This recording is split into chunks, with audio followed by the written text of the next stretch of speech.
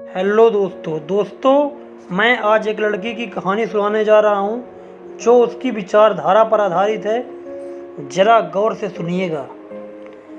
Train चलने को ही थी कि अचानक कोई जाना पहचाना सा चेहरा जनरल बोगी में आ गया। मैं अकेली सफ़र पर थी, सब अजनबी चेहरे थे। स्लीपर का टिकट नहीं मिला तो जनरल डिब्बे में ही बैठना पड़ा।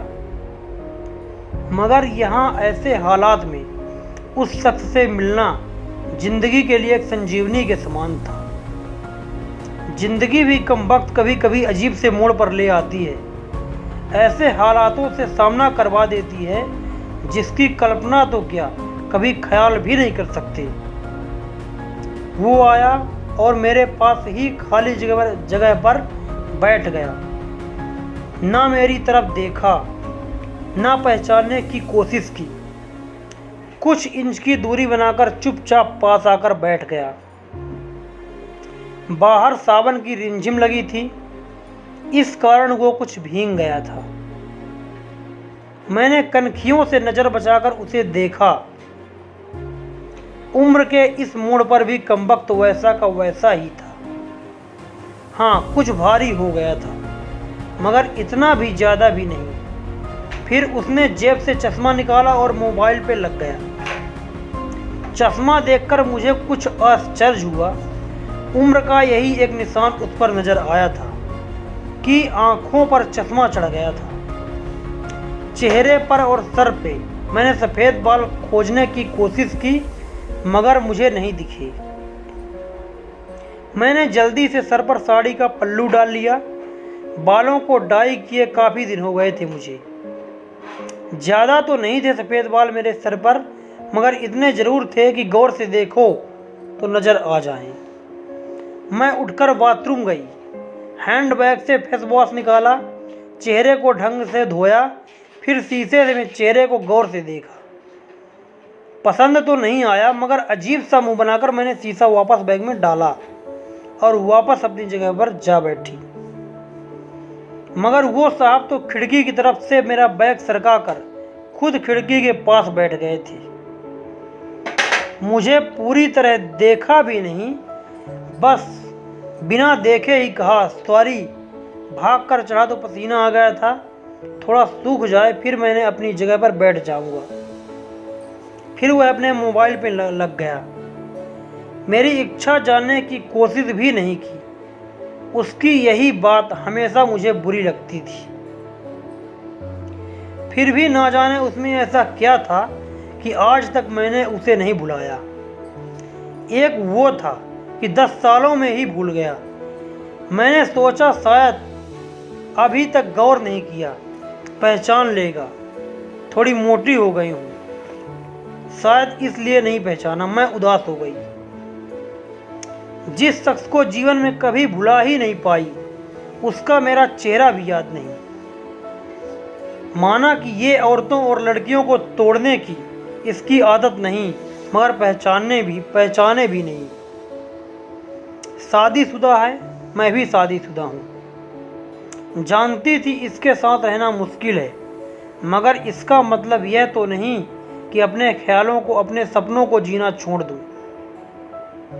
एक तमन्ना थी कि कुछ पल खुल के उसके साथ गुजारूं, माहौल दोस्ताना ही हो, मगर हो तो सही। आज वही शख्स पास बैठा था जिसे स्कूल टाइम से मैंने दिल में बसा के रखा था। सोशल मीडिया पर उसके सारे अकाउंट चोरी छुपे देखा करती थी। उसकी हर कविता, हर शायरी में खुद को खोजा करती थी। वह तो आज पहचान ही नहीं रहा। माना कि हम लोगों में कभी प्यार की पींगे नहीं चली, ना कभी इजहार हुआ।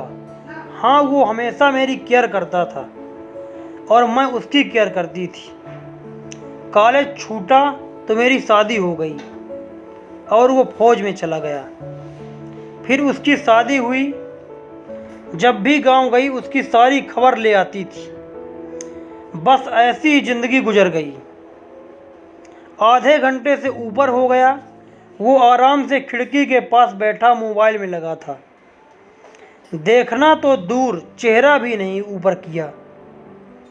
मैं कभी मोबाइल में देखती, कभी उसकी तरफ। सोशल मीडिया पर उसके अकाउंट खोलकर देखे, तस्वीर मिलाई, वही था, पक्का वही, कोई शक नहीं था।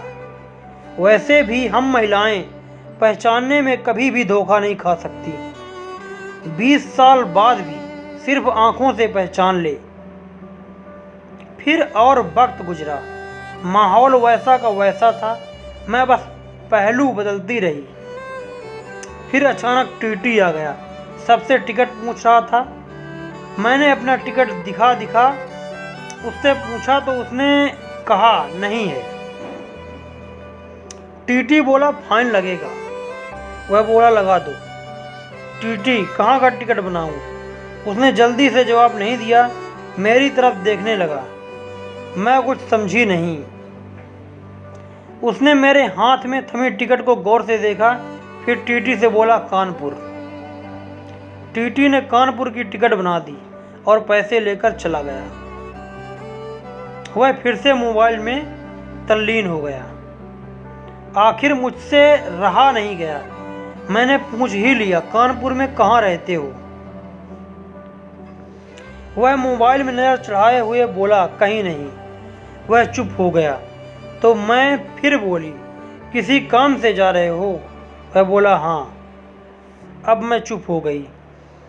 वह अजनबी की तरफ बात कर रहा था और अजनबी से कैसे पूछ लूं किस काम से जा रहे हो? कुछ देर चुप रहने के बाद फिर मैंने पूछ लिया, वहाँ शायद आप नौकरी करते हो? उसने कहा नहीं। मैंने फिर हिम्मत करके पूछा, तो किसी से मिलने जा रहे हो? वही संक्षिप्त उत्तर, नहीं। आखिरी जवाब सुनकर मेरी हिम्मत नहीं हुई कि और भी कुछ बोलूं। अजीब आदमी था, बिना काम सफ़र कर रहा था। मैं मुंह फेरकर अपने मोबाइल में लग गई। कुछ देर बाद खुद ही बोला, ये भी पूछ लो क्यों जा रहे हो कानपुर?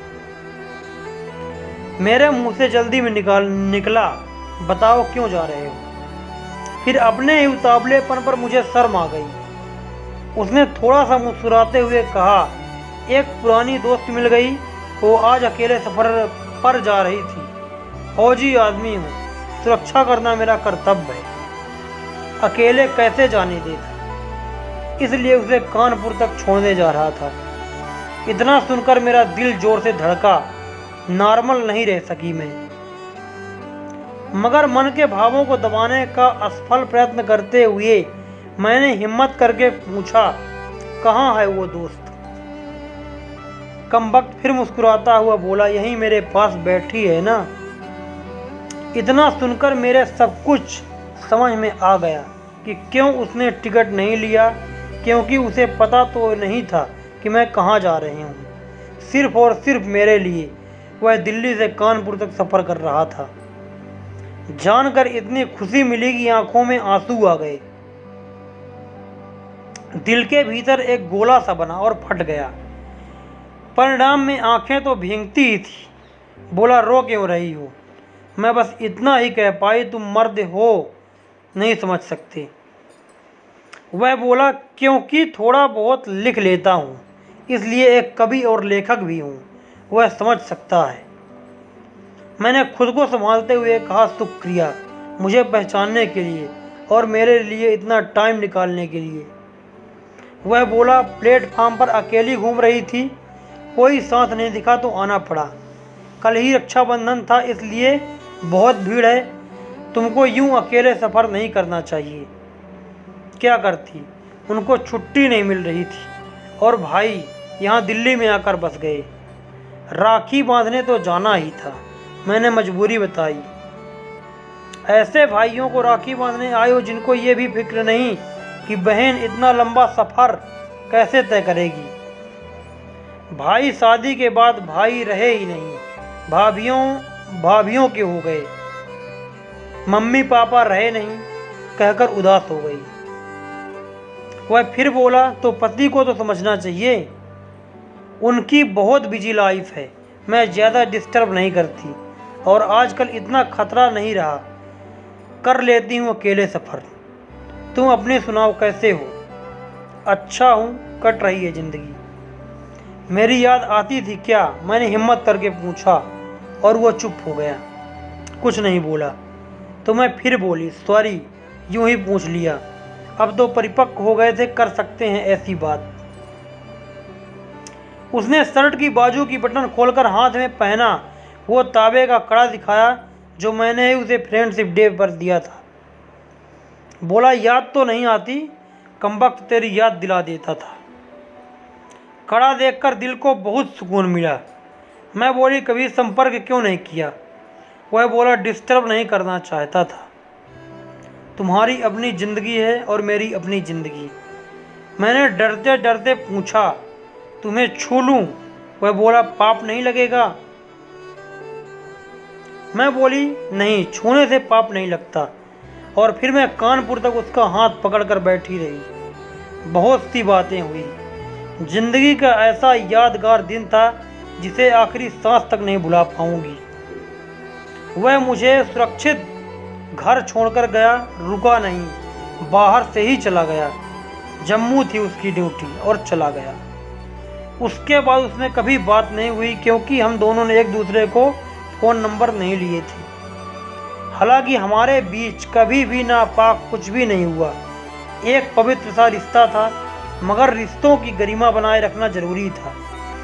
फिर ठीक 1 महीने बाद मैंने अखबार में पढ़ा, वो देश के लिए शहीद हो गया।